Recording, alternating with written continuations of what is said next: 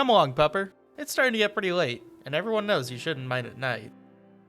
Let's get some rest, and we'll get right back to it in the morning.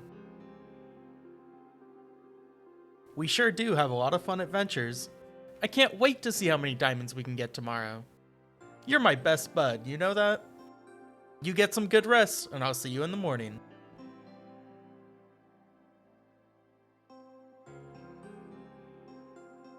Ugh, what? Where am I? Pupper? Where are you? Who the heck is this guy? Hey you! Who are you and what have you done with my dog? Alrighty guys, welcome to Stoneblock 4. It looks like something's happened to my dog, so let's go ahead and talk to this guy and get to the bottom of it. Yo, what'd you do with my dog? Well, after the quickest conversation in the world, turns out this is just some ghost robot who just keeps blabbering on about some world engine, and whenever I ask him anything, he just repeats the same thing over and over again, which is not helpful. But at this point, I don't have any other leads, so we might as well do what he asks to see if it leads anywhere. And like a wise soldier once said, never trust a clanker. So I'll be keeping an eye on that man. In the meantime, we have a bit of an unskippable cutscene, so I made sure to favorite some recipes that we'll be using in just a moment. Out of all the starter bases, I found that the default one was the most efficient. To get some pebbles, we'll need to beat some stone, not unlike something else that I beat. Obviously talking about world records.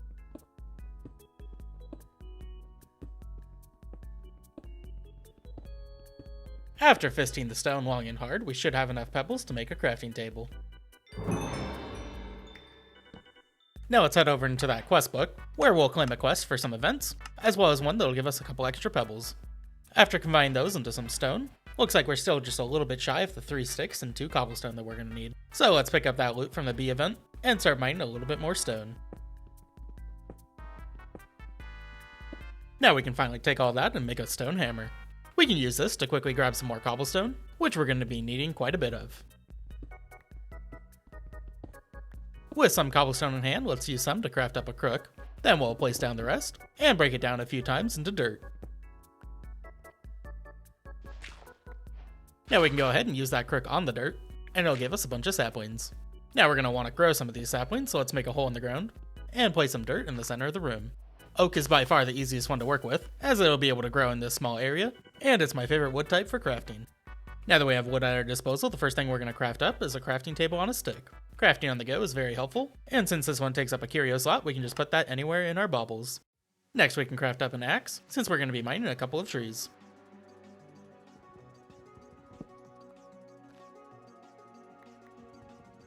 Let's also go ahead and use that wood to make some wooden shears. Then we'll grow another tree and harvest some leaves.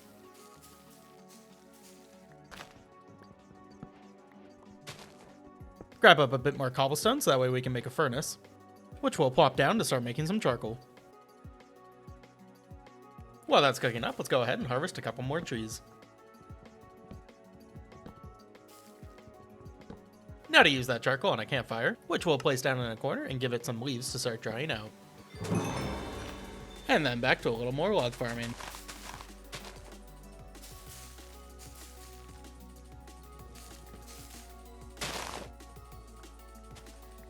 Once our leaves are dried, we'll queue up another set.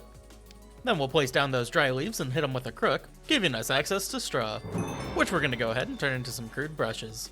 Back in our furnace, we're going to smelt up 3 stone, and then we'll use those to craft up a new type of stone hammer, this one being an AoE breaking tool. This mod pack does have ultimine, but they added stone to the blacklist, which means we'll be using this tool for large area clearing.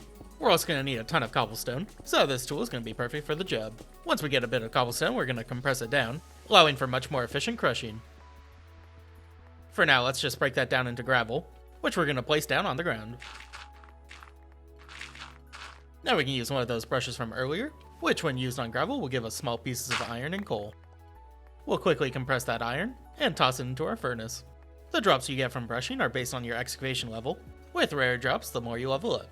We're going to start getting a bunch of items soon, so let's go ahead and set up some storage.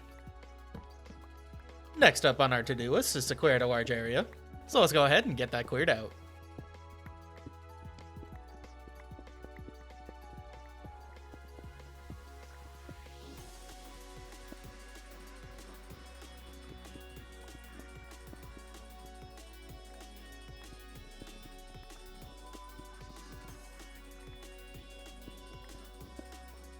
That should be good for now. Let's just cover it up so no mobs can get out. Back over at the main setup, let's go ahead and make an iron furnace. That way we can start automating some smelting. We'll be tossing fuel in the left chest, and then anything we want to smelt in the top chest. For now, let's also clear out our inventory, and then claim our quests. Before we can progress any further, we have to go back to the starting echo, so let's head to spawn with the /spawn command.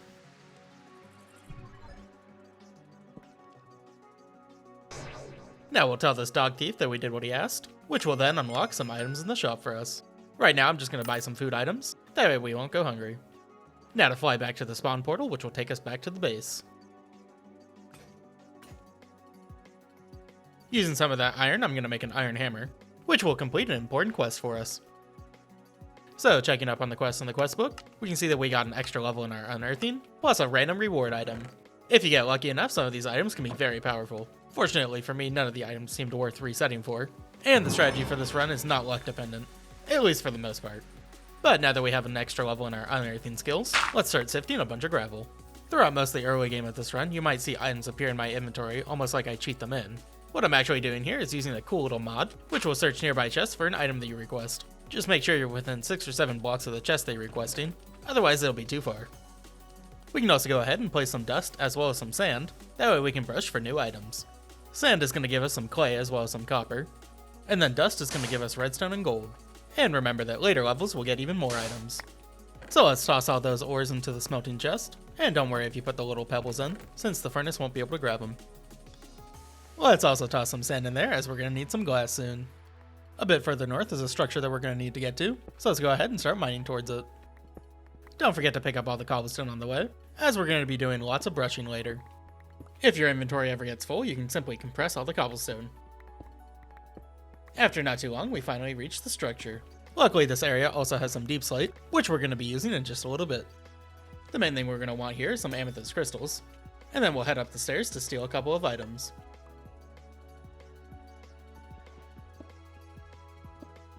Now we're going to head back home, but I purposely left the tunnel pretty dark for mobs to spawn, so let's actually go to spawn, and use the portal there to avoid any mobs. Just a quick tip that you can fly in the spawn area. We are, however, greeted with an unexpected guest, so we'll see how long that guy lasts. Now back to the grind, let's use some of that sand and clay that we got to make some fire clay, which we'll add to the smelting queue. Now we can take most of the stuff we've been smelted and go ahead and make a Cronin generator. For the quest, it requires you to turn this in, but don't worry as it'll give you it back as a reward. This thing's going to start generating some chrono energy for us, which we're going to use for some quick traveling. Don't forget to also grab the action pad from the quest above it, which we'll be using with the keybind to quickly teleport places. All of these items can be added to your bauble slots, just be sure to try to put them in the correct spots, as we'll be using the Kiro slots for other items in the future. Now let's take some bricks that we've been smelting and turn those into some bonsai pots. These will automatically grow some trees for us. We'll just need to set them up above a hopper so that way it can grab the items.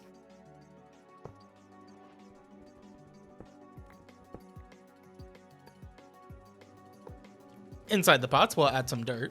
You only need one piece of dirt, as the bottom one is for decoration. Then we'll add a sapling to both our pots, as well as some axes to start chopping the wood. One of the pots is in our smelting chest, that way we'll be automatically making charcoal. Now it's back to that dog thief to tell him that we finished our quest. This will give us an ender lead, as well as unlock new items in the shop. So let's purchase a mob gateway, then we'll just use our action pad to head back home. Before we spawn in the gateway, let's make a couple swords, then we'll turn those into a spike so that way we can quickly kill the mobs. Now to place that gateway in the area we cleared out, and then let's quickly put that spike down before the mobs start spawning.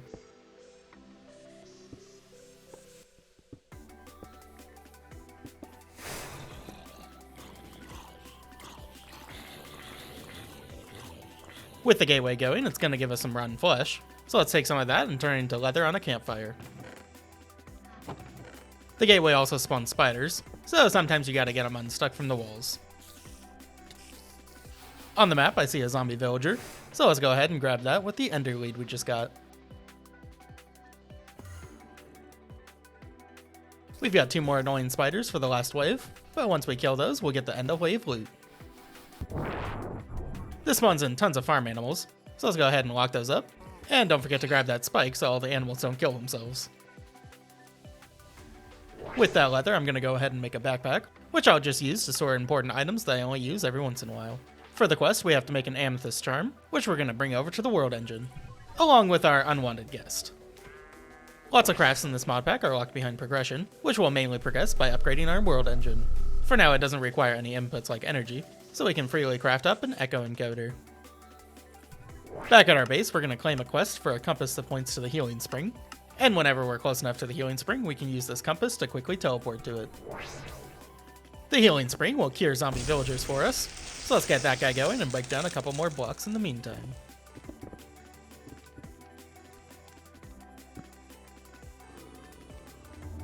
Now that he's cured, let's cover him back up, and we'll go ahead and bring him back to our base. I've given this guy some lovely real estate, in which we're going to force him to turn into an archaeologist. This can just take some time depending on what time of day it is. In the meantime, let's use that deep slate from earlier to make an unearther. This is a 3x3x3 machine, so let's go ahead and clear out a little area for it, and then we'll plop that bad boy down. This slave cage is powered by villagers, so let's go ahead and capture our villager now that he's turned into an archaeologist, and then we'll shove him into the machine. By claiming our quest, we should also get some item pipes from the Orotech mod, which we're going to use to set up a little bit of automation. We're going to need 2 inputs and 1 output. These pipes are pretty neat as we won't need a wrench to toggle them, although if you do put them next to each other, you will need a wrench to separate them. Inside one of our chests, we're going to supply blocks for the slave to brush, and then in the other chest, we'll give it brushes to use. We need this villager to level up to level 4, so let's go ahead and make sure it has plenty of blocks to brush.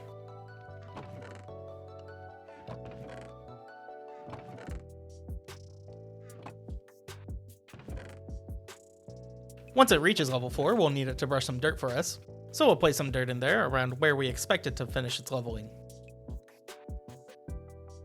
With those quests complete, we can head back to spawn, where we're going to check in with the main echo to unlock some more quests. My furnace is also pretty slow right now, so I'm going to take a quick gamble on a new one, and unfortunately we got the same one. Not too big of a deal, but if we got pretty lucky it would have been pretty nice. For the next quest, we have to meet 3 new echoes, and here at the machinist we'll talk with him to get a free entropy manipulator, which we'll be using to make some lava.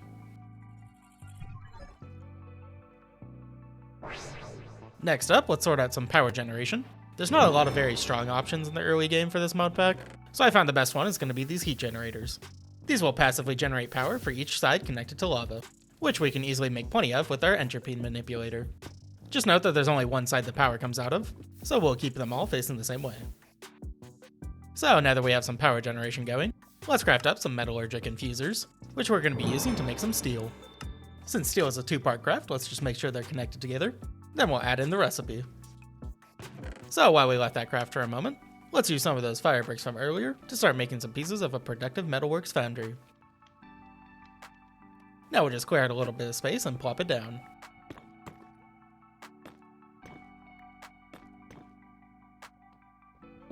We don't have all the pieces quite yet, so while we wait for some more fire bricks to smelt, let's go ahead and start brushing some more blocks.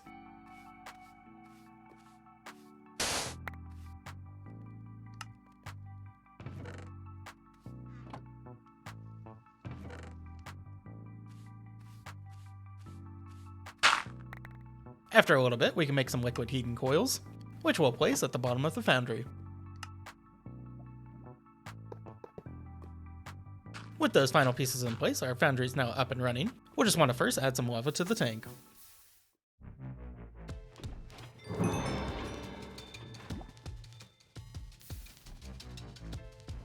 For our heat generators, we're going to want to increase their efficiency by adding more heat to each side. At this point, I also realized I forgot to give the villager some food, so let's do that to increase its efficiency. Then it's back to brushing as we still need a ton of gold.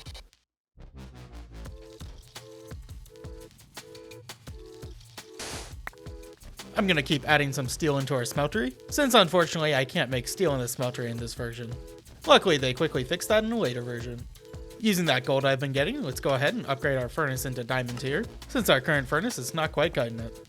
Then it's back to the smeltery for the final touches, that way we can start making an ingot mold. We're also going to craft up a couple alloys inside the smeltery, since we'll need those for a couple quests.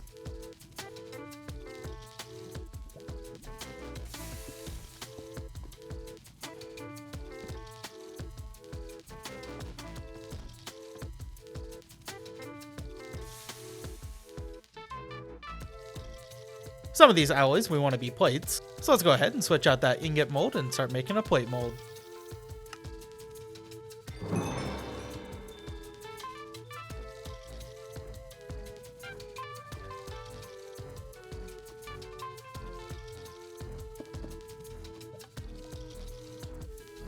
With one of those brass ingots, we're going to turn some wood into some brass casing, which will complete a quest for the machinist. This guy also requires that you make a train casing, which is actually pretty easy to make, but instead I decided to go here and just purchase one from him instead. That ends up being a little mistake, since we need an obsidian plate either way for the quest. That means we should head back to the spring to get a water source, then we'll combine some water and lava inside the smeltery to make some obsidian.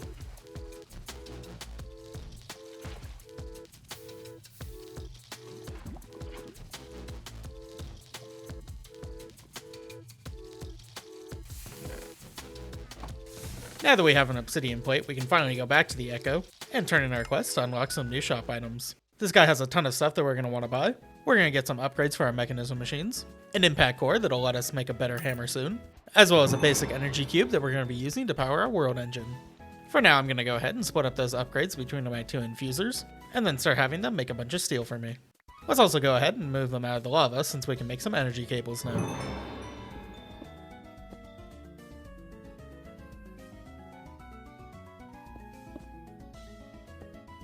Then I'm going to add in just a few more heat generators, as we're going to be using quite a bit of energy soon. Using the stone cutter we stole from earlier, we can take some electrum plates and turn them into electrum wires. For now, we're just going to need 8 of them. Then we'll need to keep checking up on our steel to add it to our smeltery, which we're going to be using to make a ton of steel plates.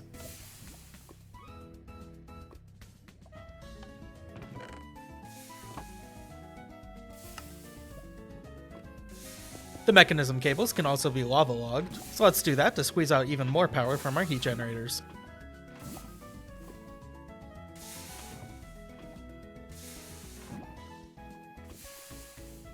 Next up on the list, we'll make some basic control circuits, as well as some infused alloys that we'll be using in just a moment.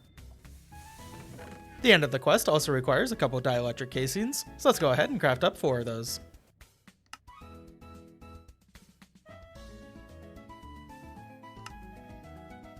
With the steel plates, we'll want to make 8 steel mechanical parts. And at this point, we now have everything we need to make some basic world engine blocks. A lot of these recipes are going to start requiring some power, but since we don't have wireless power quite yet, we'll just keep hooking up an energy cube and recharge it whenever we need. After a little bit of annoying humming, we should get 64 world engine blocks. This is going to finish up one of the 2 required chapters we need for tier 1, so let's go ahead and head to the quartermaster to turn that bad boy in. This will also unlock a bunch of items in the shop for us, so let's go ahead and buy a diamond hammer, a couple unbreaking 5 brushes, as well as a feeding upgrade and a basic magnet. I also choose to buy a water tank here, since we'll have plenty of money left over. It's an easy craft, but this will save us a little bit of time. And after talking with the Echo, we've also unlocked a quest that'll automatically place all those world engine blocks for us. I also got a little bit lucky here and got a netherite furnace from the quest reward, so let's replace our old furnace with this new upgraded one. Now let's take one of those strong brushes we got from the shop and give it to our villager to start using. This thing has plenty enough durability to get us to level 4, which we're going to need to finish our second quest line in the tier 1 section. And while our free labor is working away, we're going to do the same thing with a bunch of gravel to try and get some diamonds, that way we can make a really strong hammer. We'll also go through plenty of dust for some redstone. Combining that all together, we can upgrade our impact core a couple times, until it turns into the destruction core. This tier of core can be used to make the strongest hammer in the game, which can mine out a 5x5 area with 5 blocks deep. So with that hammer crafted up, let's go ahead and start clearing out a little bit of area. I'm a bit ahead of pace of my practice run, which means we'll just have to figure out something else to do while we wait for our villager to level up. Not too big of a deal, it just means we'll have to work on a couple tier 2 quest items while we wait. I unfortunately won't be doing the create vault in this run, as it takes a bit too much time and isn't required for the highest tier crafts. The Ars Magic questline, however, is required for some later tier crafts, so that's why I'm doing that side instead. Although I do recommend checking out all the vaults if you're playing this pack yourself, as they're custom made by the devs and have some really cool mechanics in them. Anyways, back to the run, we're going to make a little bit of obsidian, as we'll be needing those for some tier 2 crafts. Back at our little mechanism setup, we're going to use some diamonds as well as the obsidian we just got to start making some higher tier alloys. We're also going to be getting into Ender IO in a little bit, so I'm just going to pre-craft some of those machines while we're still waiting. Using some of the alloys on our energy pipes, we can upgrade them for some higher tiers as a cheap way to store some extra energy. Our villager has finally reached tier 4, which means we finally got some R saplings. We'll just need to grow one of these, which can be a bit annoying as they take up a lot of room. The vexing sapling is one of the shortest ones, but unfortunately our area is just not quite big enough, so let's expand it just a bit more.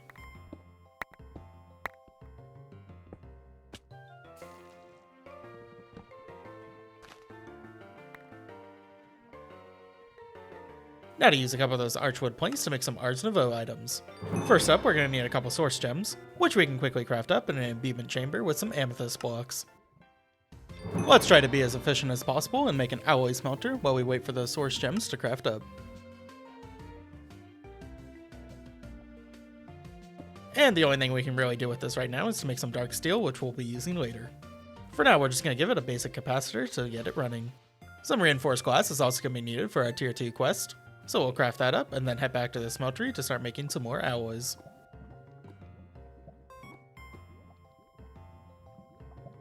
We'll want to swap it back to the ingot mold to make some Invar ingots, which we'll be combining up with some copper wire to make some Oratech items.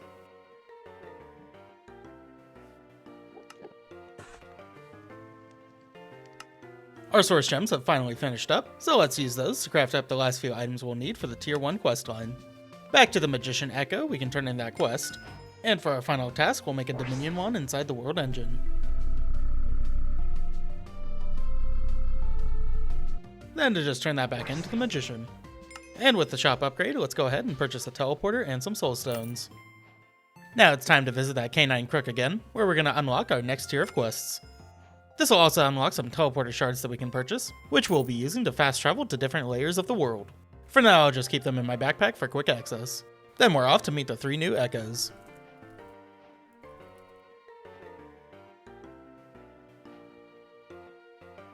These tier 2 quests are actually pretty quick, since we've already done most of the work. I'll be completing both the left and right quest lines, as those will be needed for the endgame crafts. Just be sure to keep refilling your energy cube, as a lot of these crafts are going to start taking quite a bit of power.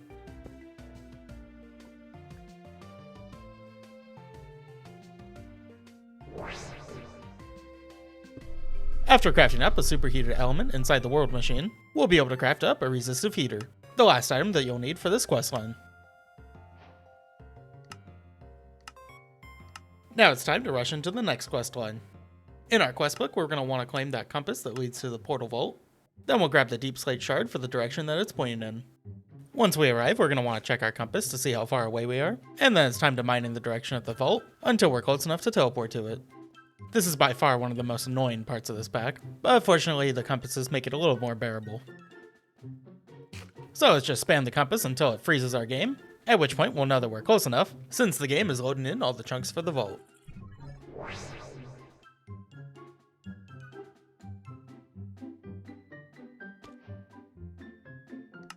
Once everything's finally loaded in, it's time to go through the portal vault. The vaults in this pack are super fun. I highly recommend checking them out yourself. And if you don't want to get spoiled for this vault, you'll just want to skip forward to the next section of the video.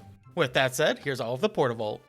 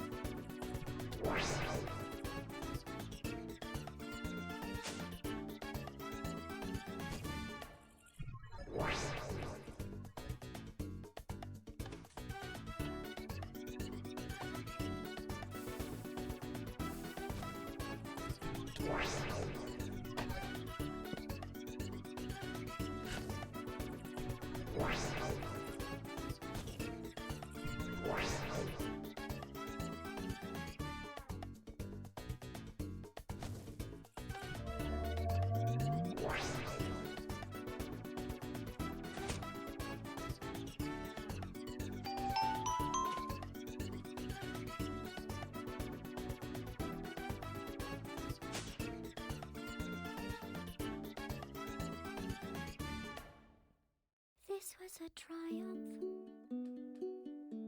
I'm making a note here, huge success. It's hard to overstate my satisfaction. Aperture science. We do what we must because we can. For the good of all of us, except the ones who are dead. But there's no sense crying over us. You just keep on trying till you run out of cake. And the science gets done and you make a neat content. People who are still alive.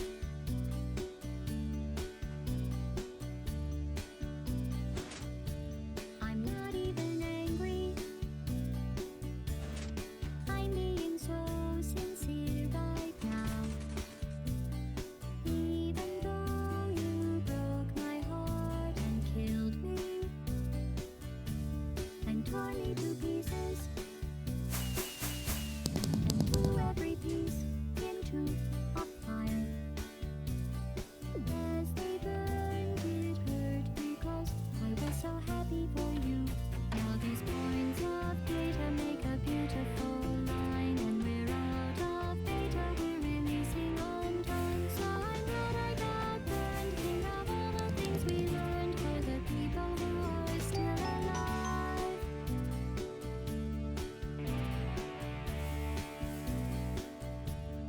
Go ahead and leave me. I think I prefer to stay inside.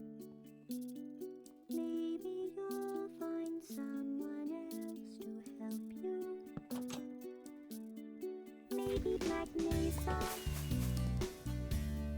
That was a joke, haha, that chance. Anyway, this cake is great, it's so delicious and moist. Look at me still talking when there's science to do. When I look up there, it makes me glad I'm not you. I've experiments to run, there is research to be done on the people who are still alive. And believe me, I am still alive.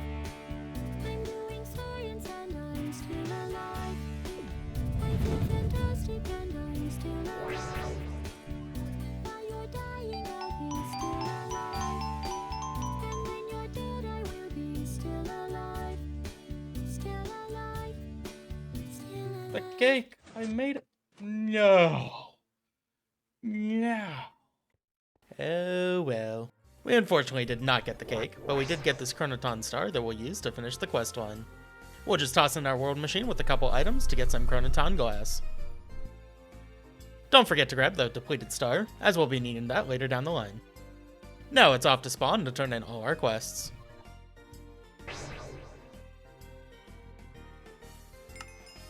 At the Wayfinder shop, we'll purchase a couple things. We'll need some zombie skulls, some echo shards, and some Nautilus shells.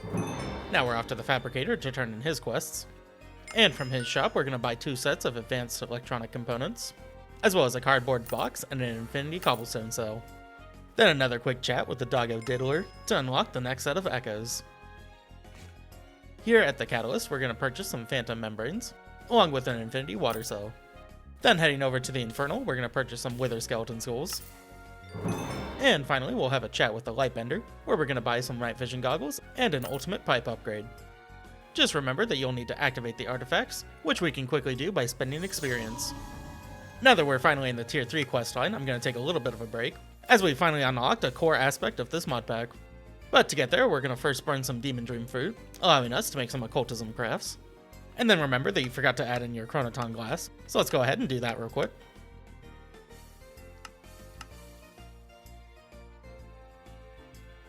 With that placed in, we're going to head over to a couple warp points, since these spawn with a ton of quartz.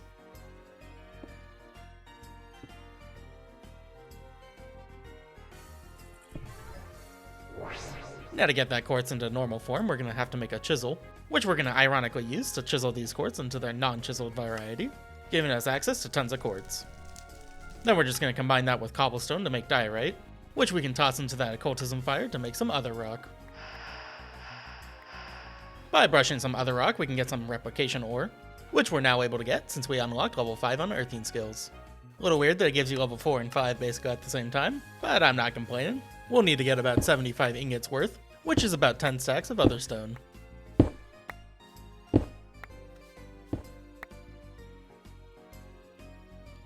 With all that smelted, we can finally make all the pieces for a replication setup.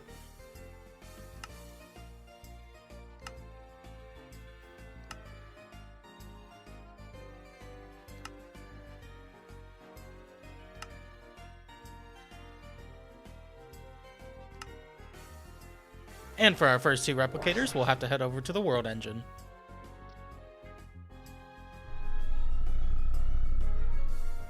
And with those crafted up, that should be all the pieces we need for a basic setup.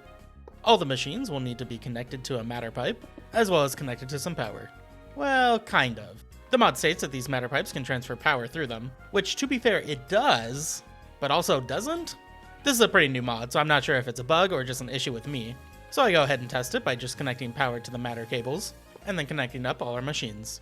The replication mod is pretty similar to Project E, or any other mods that you know that use EMC. Except for this mod splits EMC into different types. So you've got nether for nether items, metallic for items like iron and gold, and so on and so forth. We'll be storing these resources in matter tanks, and we can get them by using items in a disintegrator to break them down into their core components.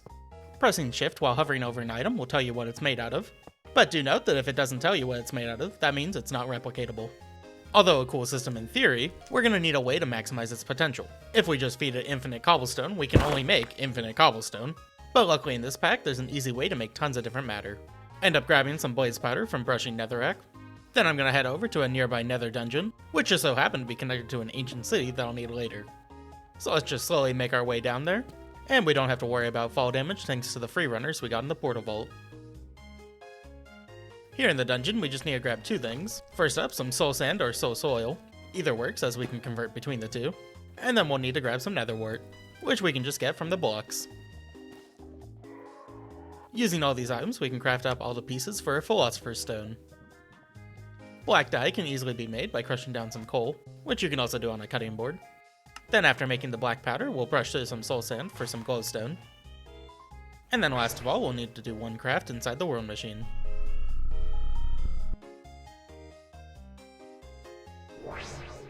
With the philosopher's stone made, we can get into generating some matter.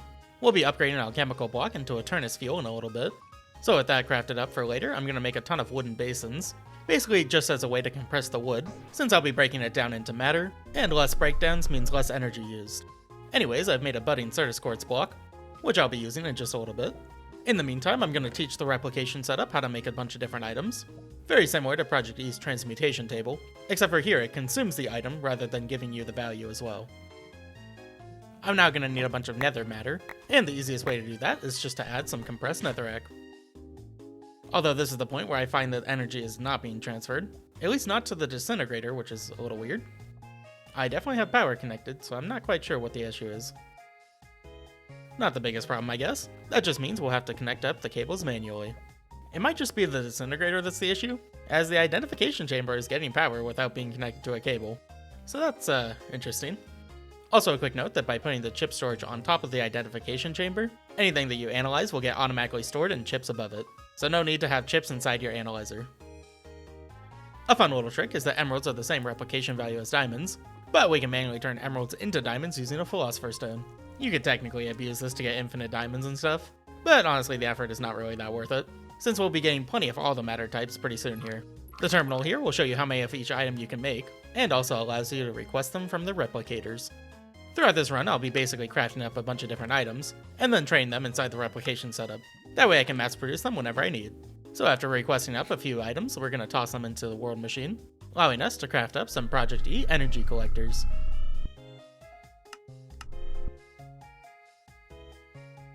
These energy collectors are going to be our main method of making matter. Both red matter and dark matter in Project E are worth tons of replication matter. And since we can use replication matter for nearly everything in the game, this will be our main method of mass producing resources. So while we wait to get our first dark matter, I'm going to go ahead and make another setup that can make us tons of replication value. It's also required for making an ME system, which we're going to want to get set up pretty soon here. There's no inscribers in this mod pack. Instead we'll be using a custom machine called the Circuit Fabricator. Just keep in mind that a lot of these recipes you need to upgrade your world machine to get, which is why I rushed through the first few tiers. The Circuit Fabricator is a multi-block structure, which normally when you click on the icon in JEI will show you how to build it, but I guess it was being a little finicky in this run, which means I'll need to build it from memory. Fortunately, it's not too complicated, and I've done a couple practice runs already, so I know how it's built. Just be sure to add a mysterious cube in the center, which you can get from one of the echo shops. This block basically acts as an AE2 inscriber, except for this one doesn't use any presses and can make every type of circuit. So let's go ahead and get all the materials for making those circuits, including Certus quartz, which can actually be grown faster using the torque mod. We only need to grow one of these, as they have a matter replication value, and we'll just need to train it in our system, along with a single charge Certus quartz. The Circuit Fabricator quest will also give us some acceleration cards, so add those into the machine to make it run much faster.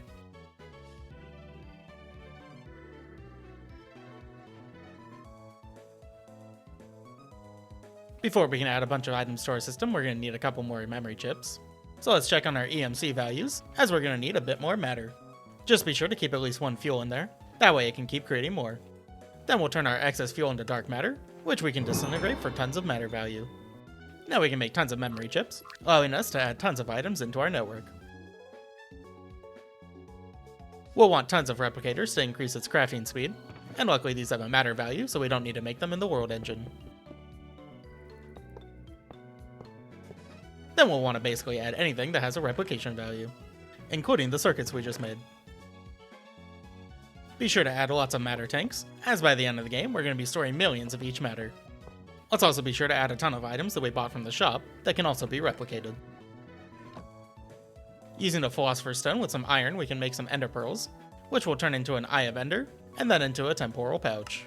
This is basically the same thing as a time in a bottle, and a cool thing you can do is buy extra time inside the shop. But back to the original quest of making a second matter generator, we're going to go ahead and upgrade some ME storage components until we get a 64K component, which we can very quickly do by using the replicator.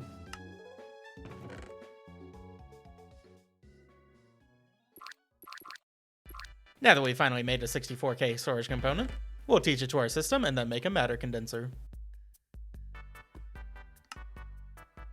Now using that water tank from earlier, we can make an infinite water source. Normally we would use an infinite water sink, which is in the game, kind of. The devs just decided for whatever reason to make the sink not infinite water. Guess they just want to keep us on our toes or something? I don't know. It's definitely not some overpowered item, especially compared to some other stuff in this pack. But that rant aside, let's get back into it. We're going to head over to the world machine where we're going to make some pipes from the pipes mod. Half a stack should do for now. Then we'll head back to our matter condenser setup, where we're going to pipe in water using our ultimate pipe upgrade. Now just add that 64K component into it, and change the settings to start making singularities.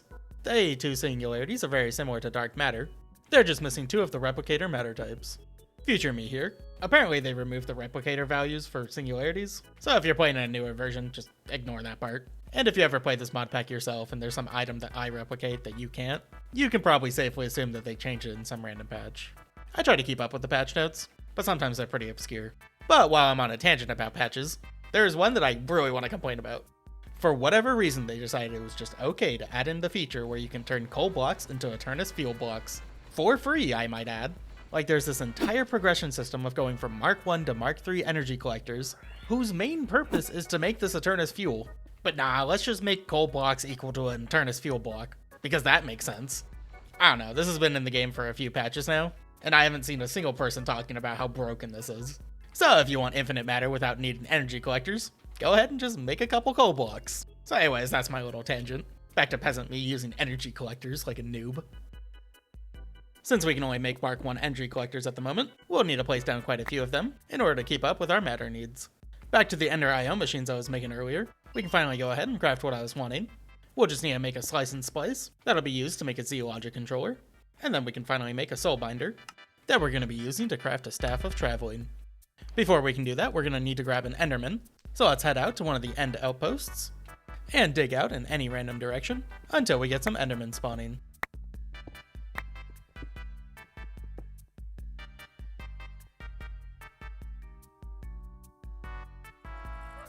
Okay, frick you. Where'd he go? That goat's probably somewhere in like the null void.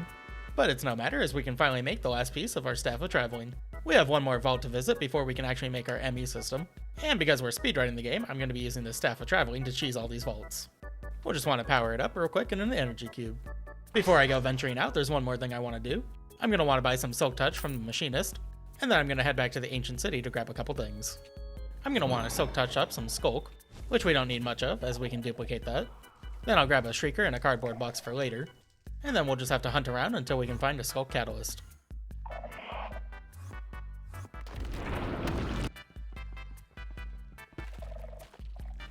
Back at the base, we're going to make some Just Dire Things goo, and we're going to have to upgrade that 2 times. We'll have to wait till we get some Dragon's Breath for the final tier of goo, but in the meantime, we'll be using this tier of goo to convert some diamonds. So while those are converting, we'll have to head to the World Engine, and connect up our Source Link in order to add Source into it. That way we can craft up a Jewel Crafting Station.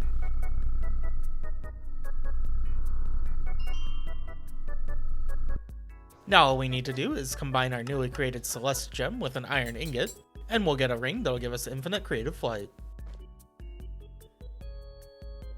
With the Staff of Traveling and flight acquired, it's time to head over to the Lightbender's Vault. Just like the previous vault, we're going to check which direction to go in, and then we'll grab the corresponding Ender Shard.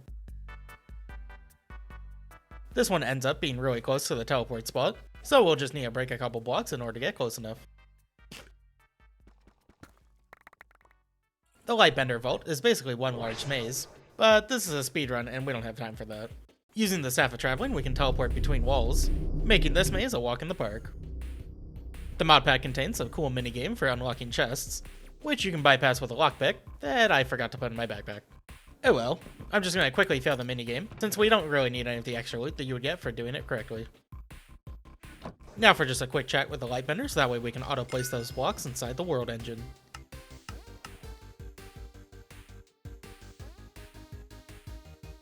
We've finally now done all the prerequisites for making an ME controller, so let's go ahead and craft up a couple of those.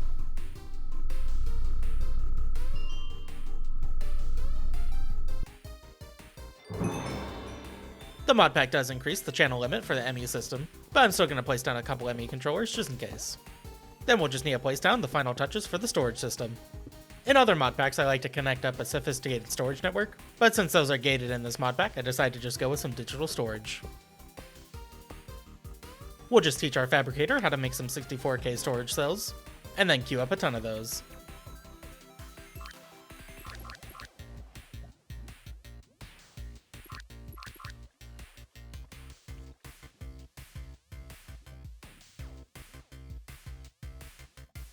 And now that we have some centralized storage, it's time to grab all our old items and shove them into it.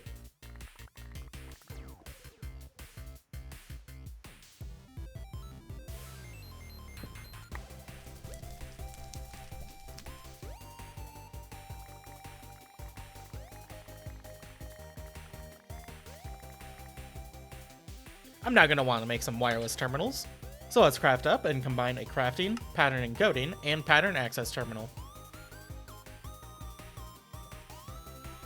Then just plop down a wireless access point to get access to our system. At this point my heat generators are not quite keeping up, so we'll accelerate those for now while we set up some better power generation. Since this mod pack doesn't contain the Extreme Reactors mod, we're going to need to find a better option for some mid-game power generation. The best option I've found is to turn our furnaces into power generators. So I'm going to teach our system how to make every type of furnace, since our goal is going to be going for the rainbow furnace. We'll have to head to the world machine in order to craft the augments for making these furnaces into power generators.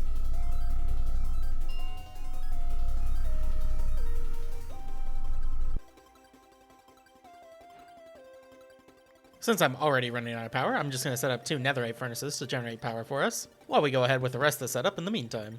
We will of course have to burn some fuel to make some energy, and luckily we can use Laturnus fuel as a highly dense fuel source. Now we should hopefully have enough power for our replicators to generate the last few furnaces.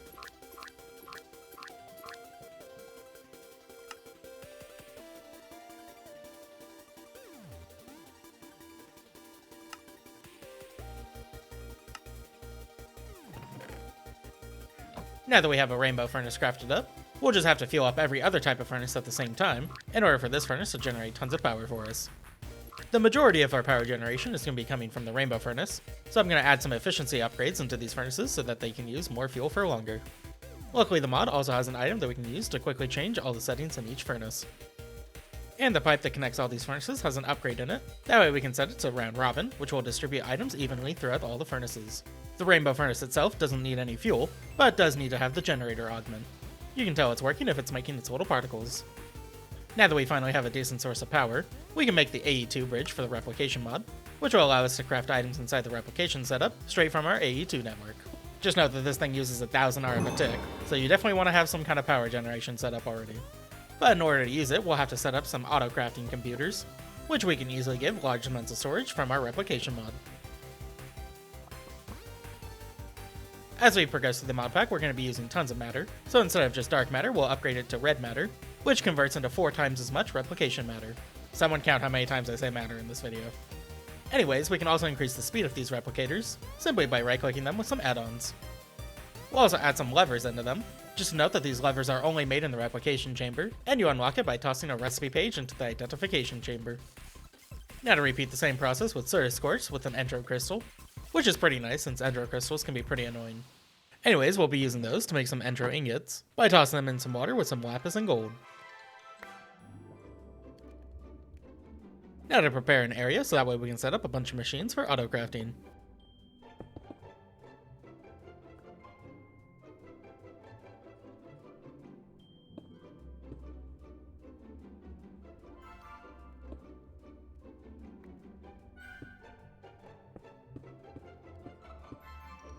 And for our regular crafting recipes, we'll set up a couple molecular assemblers.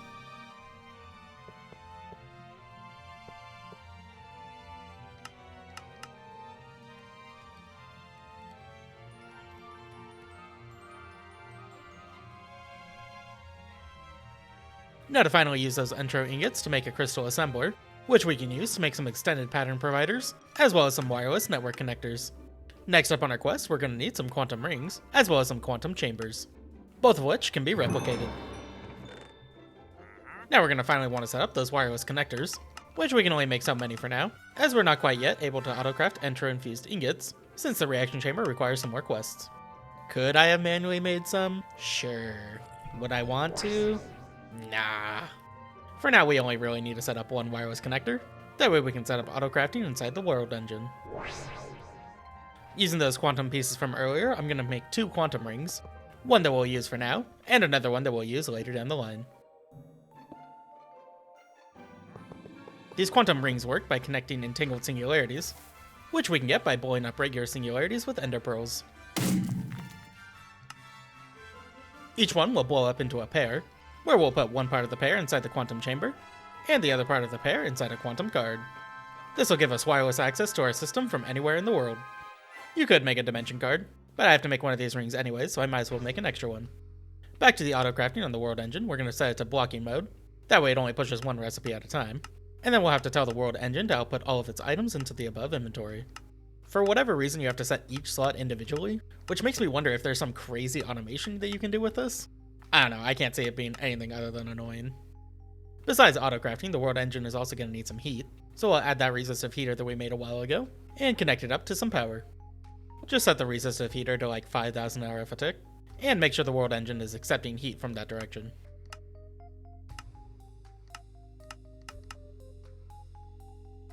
One of the biggest things we're missing right now is wireless power, so let's get working on that. First up, we're going to need another star, so let's go ahead and make a little wither cage. We don't need to worry about getting the last hit on the wither, so let's just set up a mob mesher with a couple smite upgrades.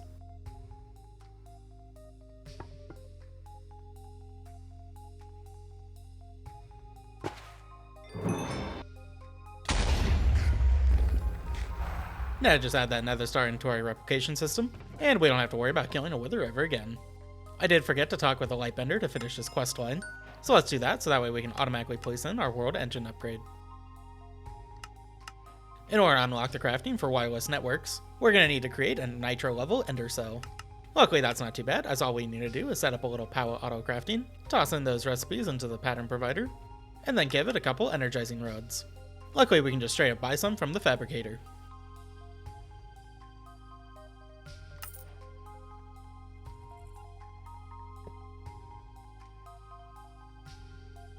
Let's leave that for a moment and start getting into some industrial foregoing. For now, we're just going to set up a fluid extractor and speed it up using our time pouch.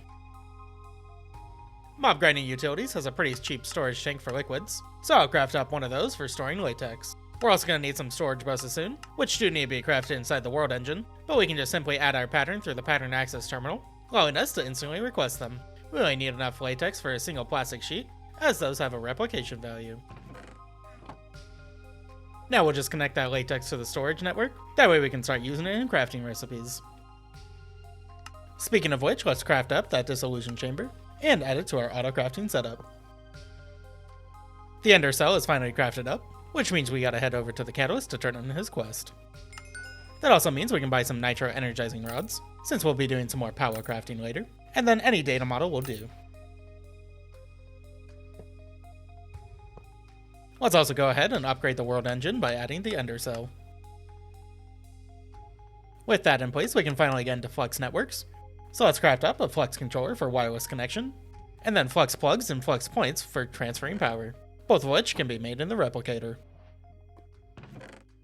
Now to toss down that Flux controller and set up a network for our wireless connection.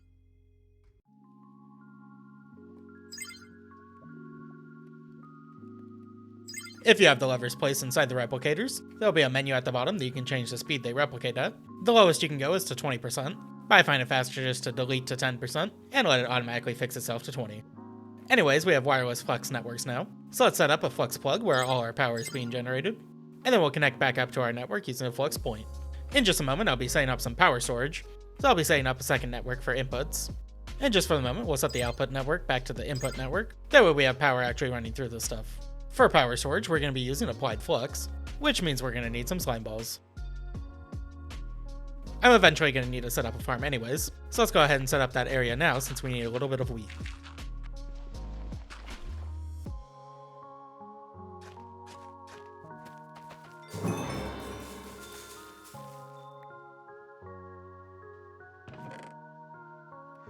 Now we can finally make that slime ball, and just train it up in the replicator. Now we have everything that we need for applied flux, we'll just have to add this one last thing into the network.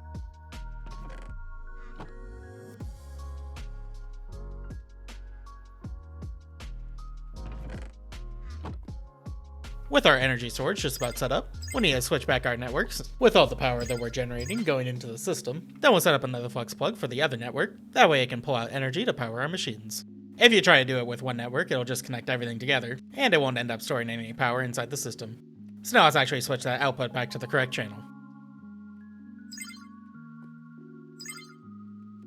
Throughout the rest of the pack, we'll be using tons of flux points, so instead of setting the network every single time, let's use this flux configurator to change all the networks at the same time.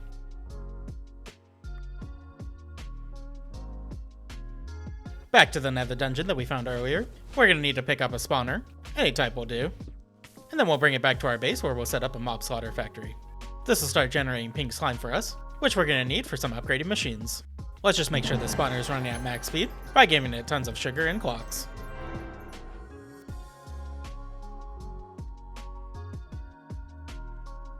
Let's also add a redstone comparator to it, that way we can turn it off and on as we need. Now we just want to connect up that pink slime into our system.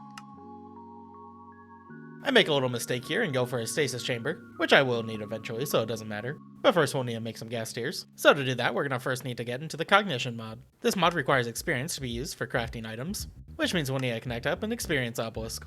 The item I'm going for can technically be crafted up using this mod, but instead I'm just going to get it through a quest. That way I only have to craft up this transforming focus. This will give us some neurogel, which we'll be using to craft a hostile neural networks machine.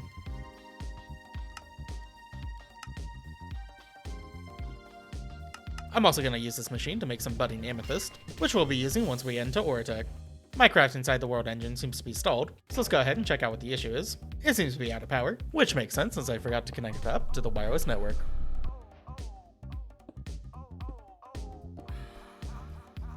Now that we finally have the simulation chamber, let's toss in the model that we bought from the shop, along with some prediction matrices, to start making some overworld predictions.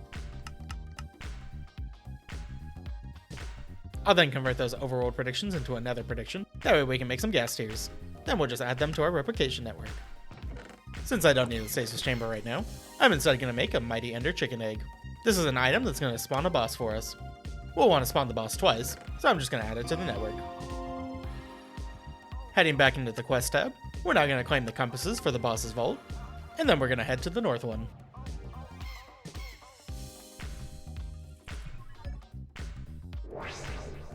We can't place any blocks inside the arena, so I'm just going to clear out a little area right outside the boundary.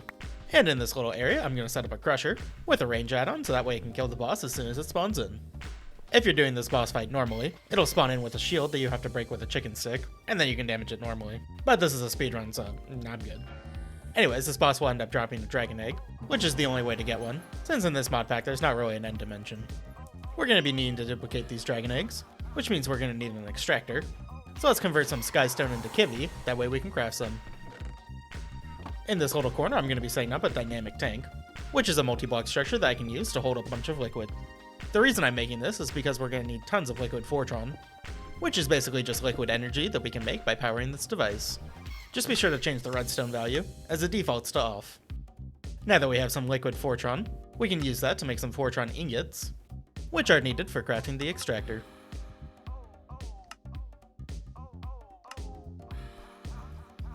I'm going to set up 2 extractors, and have them just push all their items into our network. One of them will be for making dragon eggs, and the other will be for dragon's breath as soon as we finish the quest. We're just going to need to wait for a few more dragon eggs, as those are used for making Enderium blocks. The blocks also require that we get some molten ender, and the easiest way to do that is with fluid cows. To get these cows, we'll right click them with a blaze rod for lava cows, and an eye of ender for molten ender. Automating collecting these liquids from the cows is pretty easy. First, we're going to want to feed them some wheat, so that way they grow up from their baby form faster. Then we're just going to make sure they're over a jar, and place a falling anvil above them to push them into it. Now these jars will slowly generate the resource of the cow type, basically turning it into a little machine. I'll be needing some liquid lava for later, so let's make sure we make a lava cow jar as well. Then we'll just need to make a little setup for them, and right next to the extractor seems like a good spot.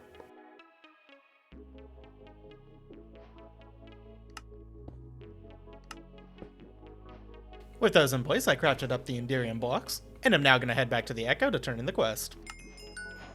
Let's also go ahead and upgrade the world engine now, and while the animation is playing, let's grab that dragon head from the quest. This section of the quest is by far the longest, as we'll be needing to set up quite a few mods. First up, we have the Oratech mod, where we're going to set up a centrifuge, along with an assembler. The centrifuge is going to need a fluid add-on, so let's just plop that bad boy in there, and then we're going to need to start generating some fluxite. Fluxite is created by breaking amethyst crystals with enderic lasers, and we're going to need a lot of fluxite at the end of the game, so I'll be setting up quite a few enderic lasers. The lasers need to be shown where to shoot their beam, so let's tell it where to do that by using a target designator. The lasers will grow the crystals pretty quick for us, and then it'll break them as soon as they're grown. The fluxite will be going inside their inventory, so let's just set up a couple cables to pull it out of them. That's it for Oratech for now. So let's move on to some Accelerations crafting. We'll be needing the Atomic Reconstructor to make a couple items, and we're not going to need too many, so I'm just going to manually craft them up myself. Now that we have the Dragon's Breath, we can upgrade our goo to its final tier, allowing us to make some Eclipse Alloy by converting some netherite blocks.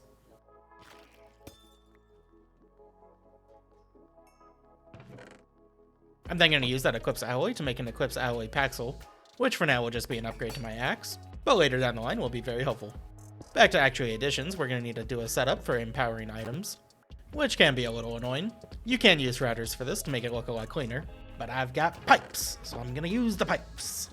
Anyways, I'm going to set up auto crafting with this. I'll just manually convert the block resources, and then have everything else automated with our system. Inside the pipes, I'm just going to set up a filter, that way we're properly infusing the correct item. Going back over my quests, I claim one of the random items, which ends up being a quantum computer, which is actually really helpful.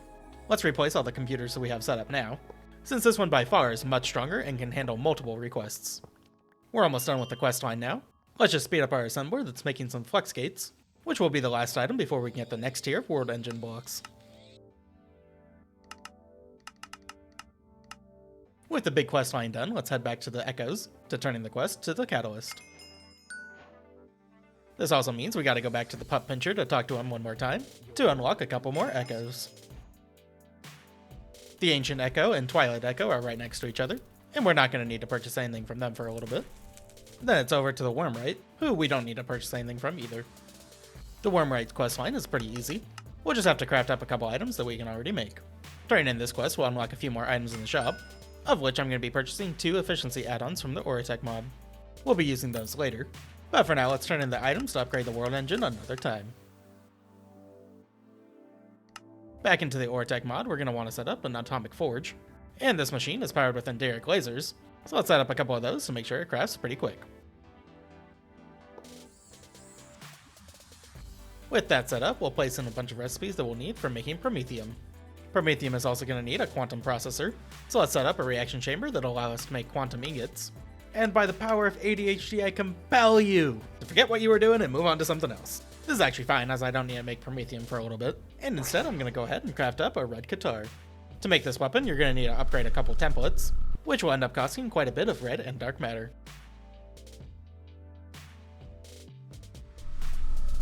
Using those templates, we'll need to upgrade an axe, a sword, and a hoe into the red matter variants. We're also going to end up making some red matter shears, but those don't need a template, so we can save a bit of red matter. Then we'll just combine all those into a red guitar, which is a weapon that can do tons of damage. Looking in the quest tab, I'm actually going to go back a tier, and we'll end up completing this quest line, as it's going to be needed to complete the next quest line. We're just going to need to head into the nether layer, where we're going to find a vault that contains the Ignis boss. This vault has a really cool minigame where you need to dance to Pigstub, but like always, we're just going to cheese this vault by teleporting through it. And be sure to grab a torch flower in the second layer, as we'll need that for one of the crafting recipes in the future. Now it's time to take on a really tough boss. This guy's pretty tanky, can deal tons of damage, and he's dead. So yeah, the red guitar is pretty strong. Although I do need to make a disclaimer at this point, otherwise everyone's gonna yell at me in the comments. This weapon got heavily nerfed in a recent patch, so if you're not playing on this version, it's not gonna do that much damage.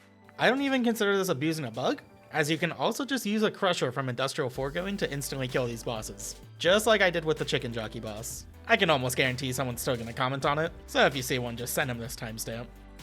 Anyways, back to the questline, we're gonna need to head to the Arcane Grove, as we're gonna need to grab some wood from one of the trees that spawns here.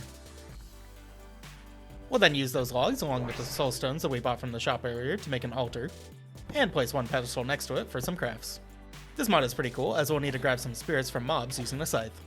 Different mobs drop different spirit types, but we can get every spirit type that we need from some skeletons and zombies. Then we'll add those spirits into the altar, along with some soul stones inside the pedestal next to it. This recipe will make us some soul stained steel, which is an ingredient required for our questline. Using that soul stained steel, along with the drops from the Ignis boss, will allow us to create some spirit blocks. This means we now have everything for the Infernal questline, and is also going to unlock some Mark II energy collectors for us. Turning in those spirit blocks into the auto builder will unlock the recipe we need for the next questline. This next questline is going to be super quick. We just need to head over to the ancient city and right click the giant portal with the deep dark catalyst. After a little bit, it will generate a dungeon for us. Just note that while you're inside the dungeon without a soul cage, you'll get blindness, but you might be able to guess why I don't actually need that. Right next to where you spawn in is an elevator that will take up to the boss arena, and then spawning the boss by right-clicking this statue. This boss is also pretty tough and has some cool animations, and it's dead. So yeah, I don't think we needed that soul cage. To finish off this questline, we're going to need to craft up some euphorium, which means we'll need to craft up some liquid darkness inside an Ender IO vat. This recipe requires that torch flower that we got from earlier, and luckily we have an infinite number of those since we can replicate them. Let's also go ahead and upgrade those energy collectors into the Mark II variant, which we're not going to need too many of, as we're going to be tick accelerating these in just a moment. Since I decided not to do the create vault, we can't make a matter chest, so instead I'm just going to do the next best thing, by automatically pulling out our blocks of Eternus fuel, and converting them back into their single coal form. I'll also be round robining the output, that way it'll always keep our furnaces fueled. Just note that you can only pull items out of the bottom side of the energy collectors. My liquid darkness is all done crafting up, which means we have our euphorium to turn in our quest. Completing this quest will unlock what I consider to be the strongest item in the game, the Watch of Flowing Time. These are a shop exclusive item, and they're quite expensive, so we can only buy so many. But by placing one of these watches on a pedestal, it'll give some crazy tick acceleration to everything in its radius. Just note that you can't pick up the pedestal without a dark matter pickaxe, but we can kinda get around that by using a cardboard box. I'm just gonna move this one a little bit closer, that way I know for sure that it's speeding up both my furnace and my energy collectors. Next up on the list, we're going to need to kill some Twilight Forest bosses. We don't actually have to kill all the bosses in this questline, we just need to get to the Hydra boss. The Twilight Forest bosses are in their own layer, which means I'm gonna have to talk to this Mutt Mugger again, and purchase the Twilight Forest Ender Shards. Then it's the same thing with all the other bosses, we'll just head off in the direction of where the compass is pointing. The first boss that we have to kill is gonna be the Lich, so let's teleport over to his dungeon, which was luckily close enough from the spawn area. This is the only boss that doesn't instantly die to the guitar, so in order to kill him, we're gonna need to break his shields by bouncing his balls back at him.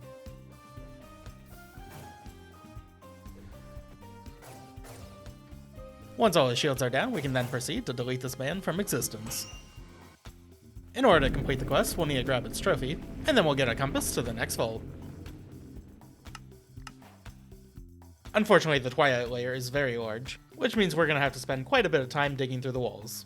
Luckily, we can go through them quite a bit faster, fast enough to the point where the only thing that really slows us down is how fast the chunks load. Once we finally get close enough, let's clear out a little bit of an area, and then use our compass to teleport to the vault. This vault is the Yeti Vault. It contains a long hallway that has lots of traps in it, and like the others, I'm just going to teleport all the way through it.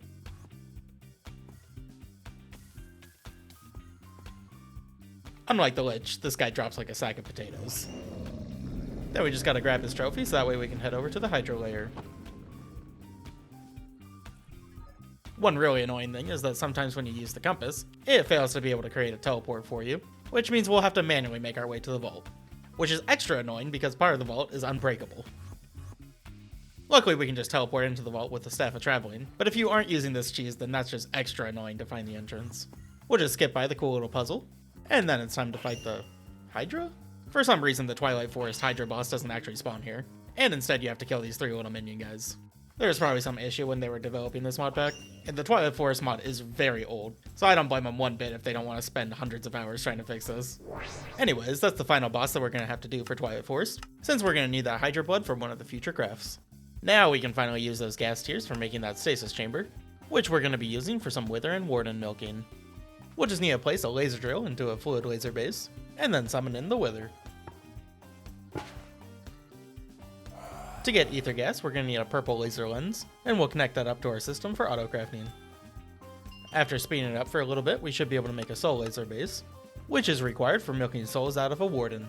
Fortunately, we only need to craft up one of each pipe, since these can be tossed in our replication setup.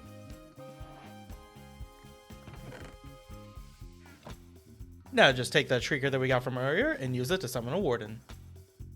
Ahem. I said summon a warden. This thing on? During this run, I thought maybe you can summon the warden in this area, since in my practice runs I normally summon it in a different area, so I decided to just move on. We're now going to craft up that quantum chip I was working on earlier, and we'll use that to start making some promethium. Back to the warden shenanigans, I decided to grab another shrieker, and you can tell that this one's working as it just shrieked.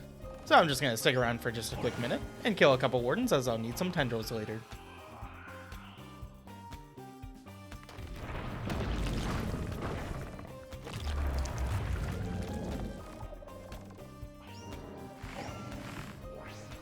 Now time to test Shrieker number 2, and it looks like we're still having the same issue. I'll end up fixing this later, but the conclusion I came to was that there's still a warden somewhere in the ancient city, and that the Shrieker wouldn't spawn since it already has a warden attached to it. Not the biggest deal as we already have tick acceleration with the Watch of Flowing Time, but it was a little bit annoying. Anyways, we're gonna have to do a little bit of Ars crafting, so I cooled down a little bit of water for snowballs, and we'll use those to make some water essence. We're then going to use that water essence to craft up a mob gateway, allowing us to get a couple mob drops that we're going to need for a recipe. I'm just going to make sure to turn off the mob slaughter factory, as that doesn't give us any mob drops.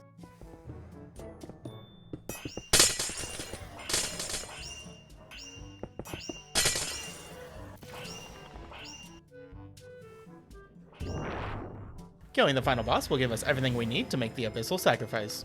Well, everything but the Heart of the Sea, which we can just purchase one from the Enchanter. The Abyssal Sacrifice is an item used to summon the Leviathan boss, so let's go into the questline to get some Ender Shards for the layers that the boss can spawn in, and then I'll craft up an Explorer's Compass to locate the boss arena, since weirdly enough this is the only boss that doesn't have a teleport for it. Not the biggest deal, but a little peculiar. Anyways, let's go ahead and teleport to the Ocean Ring, and the structure is called the Water Orb. This one's not too far away, so let's go ahead and get digging towards it. Once you get to the structure, you'll notice that it's filled with water, But we're not going to be here for too long, so we don't have to worry about drowning. Just right click that Abyssal Sacrifice on the altar, and after a little bit, it'll spawn in the boss. This boss is huge with 2 different phases, and it's dead. I didn't get it here, but sometimes it drops a trophy, and the icon takes up nearly your whole screen, which is half funny and half horrifying. For the next part of the questline, we're going to need to make some Void Flame fuel, which means we'll have to upgrade a bunch of coal blocks a few times using some Dire Things goo. Then we can mix those upgraded fuels in some water to get some Void Flame fuel.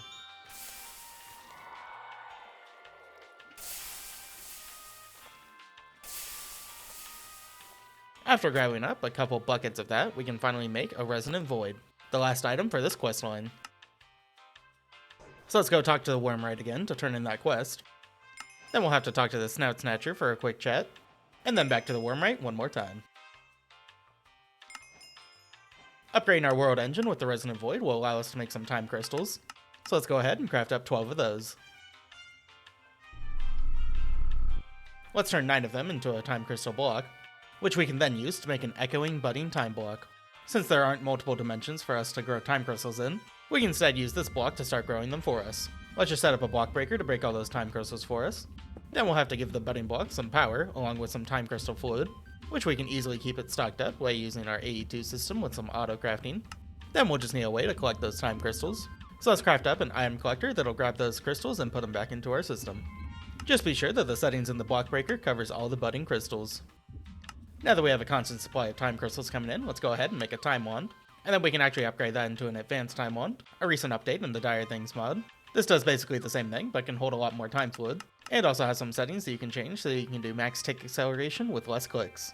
Also note that you can fill up the time fluid directly from the AE2 system.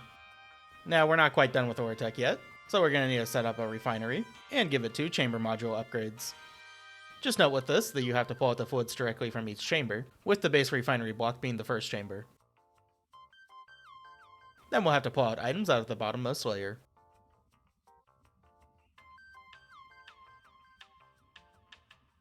To craft our next item, we're going to need quite a bit of draconium dust, so let's just go ahead and brush a bunch of endstone inside the endstone layer.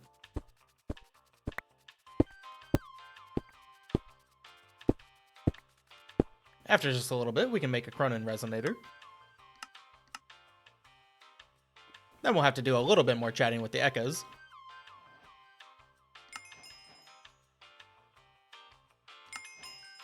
And now we can claim our quest for a Cronin Battery, which will give us access to the final echoes. But for now, we still have quite a bit of work to do. So for our next task, let's head back over to the Chicken Jockey Arena, where here we're going to summon in another boss, with the goal of trapping it with a stasis chamber. Normally you're supposed to use a dislocator to teleport the chicken out of its arena, but in the version I'm playing on it doesn't work, and I think they fix it in the later versions. So instead I'm just going to lead the chicken out into an area where I can actually place blocks, and try and power a stasis chamber underneath it.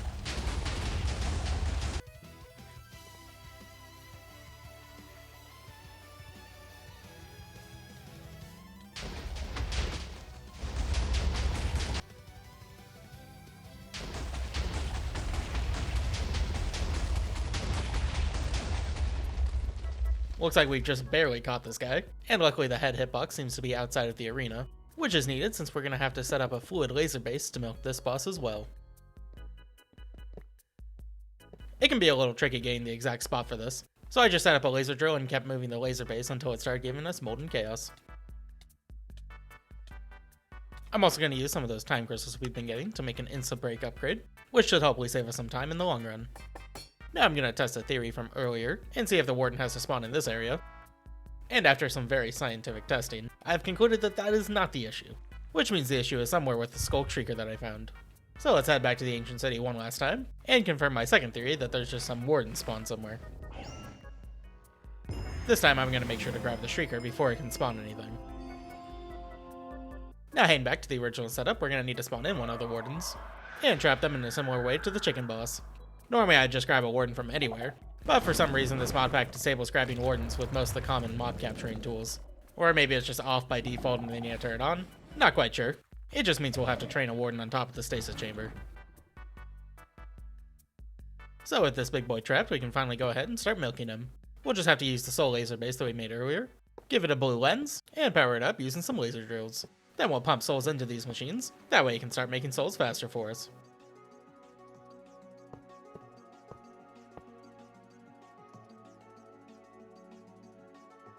Back over to the Ender Chicken, we're going to set up a quantum ring. That way we can connect up our ME system over here. We can't use the wireless transmitter since they have a limited range, unlike the quantum link chamber that can go through any distance and any dimension.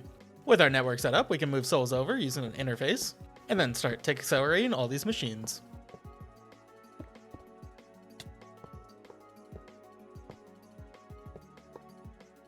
Now to just connect up the network on the other side, and then we can confirm it's linked up by checking for our molten chaos. I'm also going to go ahead and start tick accelerating the rainbow furnace, since we'll be needing tons of power in the future to make a bunch of antimatter. Let's also do a little change on our smeltery so that way we can add some patterns to it. And right next to it, we'll do a little setup that'll turn our molten chaos into tiny chaos fragments.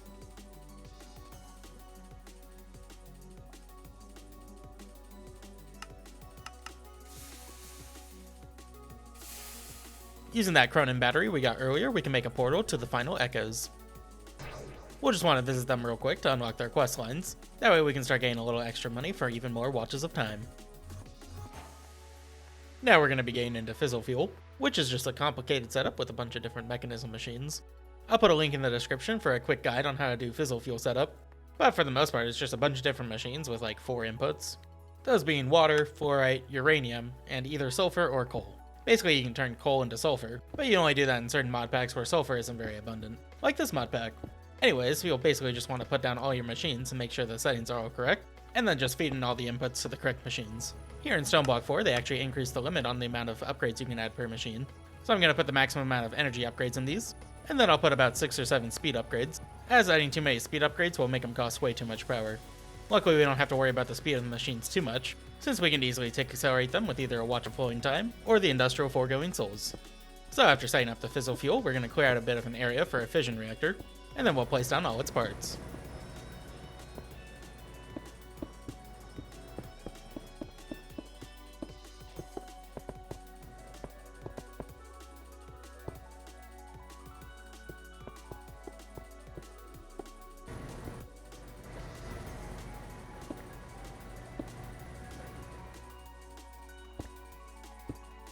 As I said before, the sink in this mod pack doesn't have infinite water. The only other solution I found was using Super Factory Manager. These water tanks scale up in size exponentially, so by placing down about 25 of them, we can mimic a sink. Just make sure they have water sources on both sides of them. Normally I'd use integrated dynamics for removing infinite amounts of liquid, but unfortunately we don't have that in this mod pack either, so my solution to that problem is to use Super Factory Manager as well. This can move infinite amounts of liquid just like integrated dynamics, the only issue being that this mod is kind of hard to get to work every single tick. There might be a solution with some really complicated code, but the other option is to have this run on every single redstone pulse, and then just set up a timer block, with the delay set to about 3. It tends to bug out if you use delays of 1 or 2, so it seems like 3 is the lowest we can go, which should be fine as it will be fast enough for our fission reactor. Let's now connect up our Fissile Fuel into the fission reactor, and then we can finally turn it on. You can mess with the rates a little bit to see how fast you can get it going without taking damage, but in my testing a rate of 300 was plenty fast enough. Don't worry if the steam fills up all the way, that won't cause any issues with it, but do make sure that you're pumping out all the nuclear waste, otherwise it might start leaking out radiation, which you definitely don't want happening. Heading back to the Ancient Echo, we're going to spend the rest of our money on watches of flowing time. We'll place one at the Fissile Fuel generation, which should make things run plenty fast enough. We are soon going to run out of fluorite, so let's fix that by getting into some chickens. The Roost mod is an easy way to generate tons of resources. We'll just need to breed up a bunch of chickens, as well as level up some chicken seeds, in order to generate the higher tier resources that we're going to need. To start off, we're going to grab some regular chickens from our pen with the chicken stick, and then we'll grow a bunch of tier 1 seeds so that way we can breed a bunch of these together. We're not going to be needing too many of each seed type, so I'll just manually grow all the seeds as we get them. To get some higher tiered seeds, we're going to need some chicken souls, so we'll just casually breed up a bunch of chickens and extract their souls out of them. Perfectly ethical. Anyways, in order to get a 4-8 chicken, we're going to have to craft up a couple chickens, and then start breeding them together. In order to get certain colors of chickens, you'll just have to throw that specific color of egg. We'll craft up a couple tier 2 chickens, and extract those souls to make some tier 2 chicken seeds, which again are just going to be temporary. So we'll just grow a couple of those, that way we can breed up some tier 3 chickens, and then repeat the same process to get some tier 3 chicken seeds.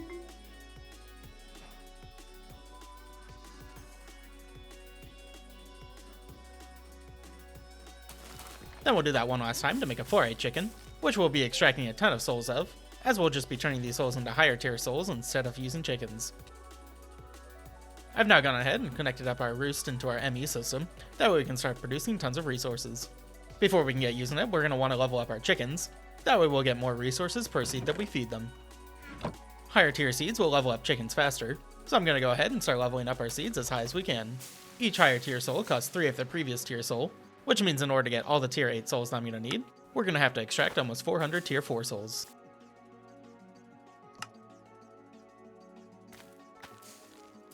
This also means that it's going to take a while to craft each higher tier soul, so let's actually go ahead and head back down to the world engine. That way we can start tick accelerating it with souls.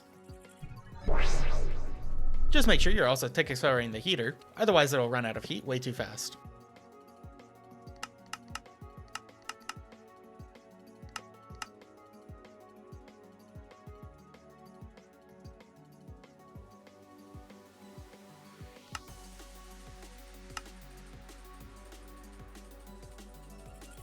To make tier 9 seeds, we'll end up needing Awakened Draconium, so for now we'll stick with some tier 8 seeds.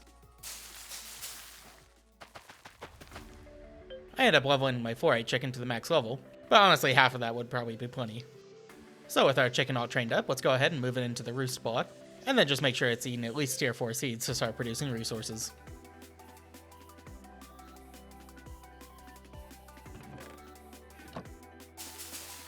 Now we're going to use our tier 8 souls to make a Draconium chicken, as we're going to be getting into Draconic Crafting in just a little bit.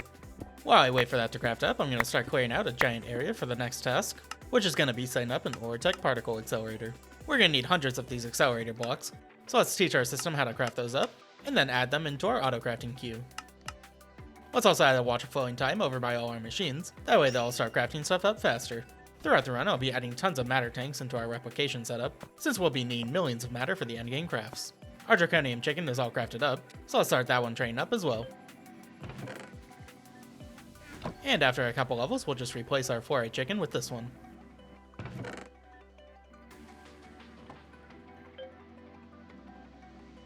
I'm going to queue up a second Draconium chicken craft, that way we can start braiding them together for some easy tier 8 souls.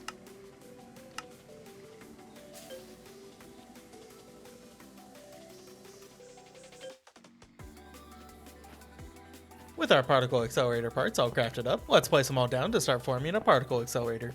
So a little note, I do end up making this way bigger than I actually need it to be, so for future runs you can get away with a much smaller one. This structure moves one item at a really fast pace, and then what we'll do is collide it with another item, which will result in it crafting a new item for us as long as it's going fast enough. This setup can be a little complicated. Basically we'll want one small ring and one larger ring. The particle will move pretty slow in the first ring, and then once it gets fast enough it'll move into the second ring. We can't keep the smaller ring as the particle will break out of it if it goes too fast, and we can't just start with a larger ring as the particle won't be moving fast enough to reach the gaps in each corner. You'll see that I'm making the rings out of two different items. One of them will just lead particles directly forward, and when powered will speed them up, and the other ones can be used to guide the particle around corners. You'll just have to make sure that they're both pointing towards each other. Those don't need to be powered. But right now I'm just adding cables to all the ones that do need to be powered, and then we'll be almost done with the setup.